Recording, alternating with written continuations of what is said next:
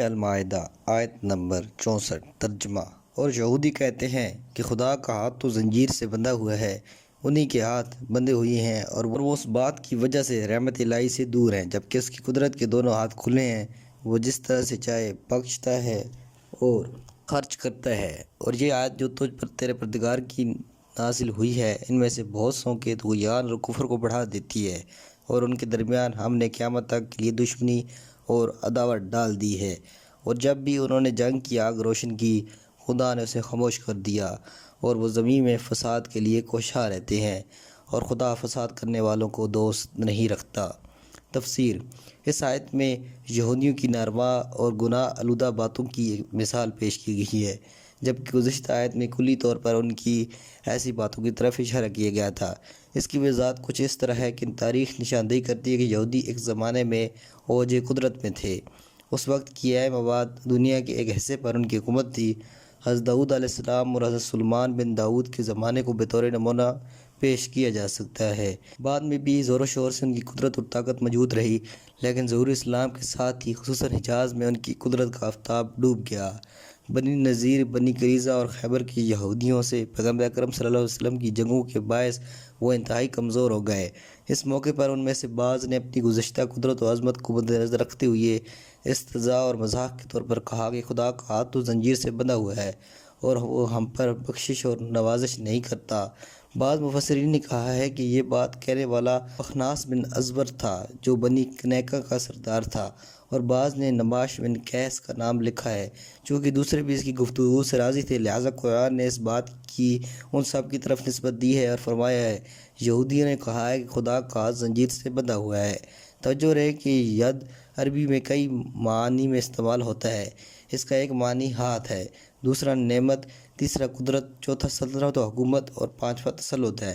البتہ اس کا حقیقی معنی ہاتھ ہی ہے، اور چونکہ انسان اہم ترین کام ہاتھ سے انجام دیتا ہے، لہٰذا یہ لفظ کنایہ کے طور پر دوسرے معنی میں بھی استعمال ہوتا ہے، جیسے فارسی میں دست بھی اسی طرح مختلف معانی میں استعمال ہوتا ہے۔ ترک اہل بیت سے مروی بعض روایات میں ہے کہ یہ بات یہودیوں کے مسئلہ قضاء و قدر اور سرنوشت اور تفویض کے بارے میں عقیدے کی طرف اشارہ ہے۔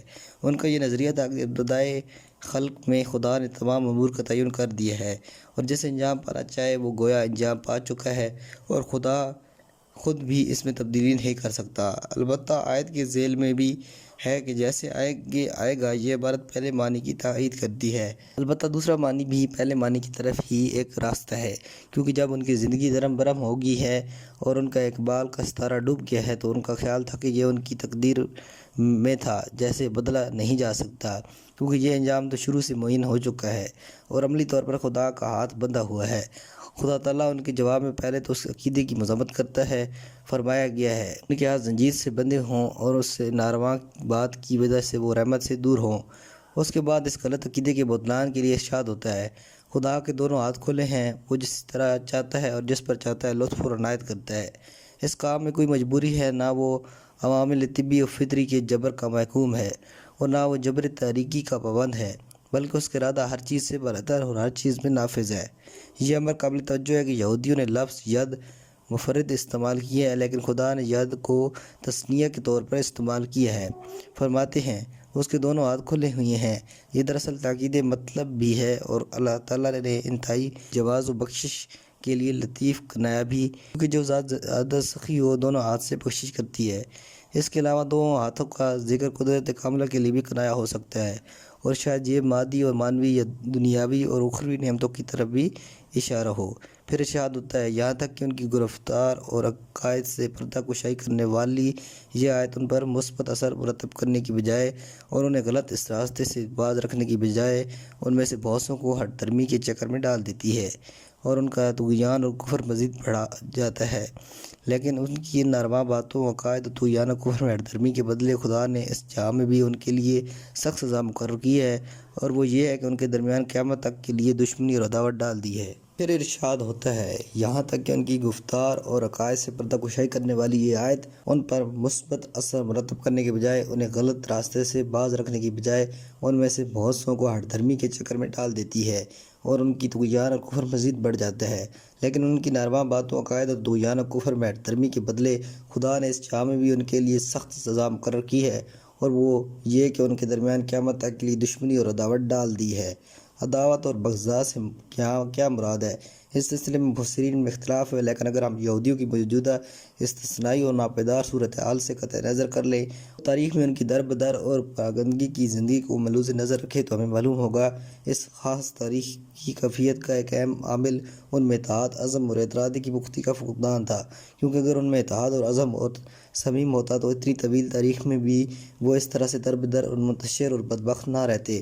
اسی سورہ کی آیت 14 کے ذیل میں اہل کتاب کے درمیان دائمی عداوت اور دشمنی کے مسئلے پر ہم نے مزید وضاحت کی ہے۔ آیت کے آخر میں آتش جنگ کے لیے یہودیوں کی کوششوں اور خدا کی طرف سے مسلمانوں کو اس کی نابود کرنے والی آنکھ سے رہائی اور لطف و کرم کے بارے میں اشارہ ہے۔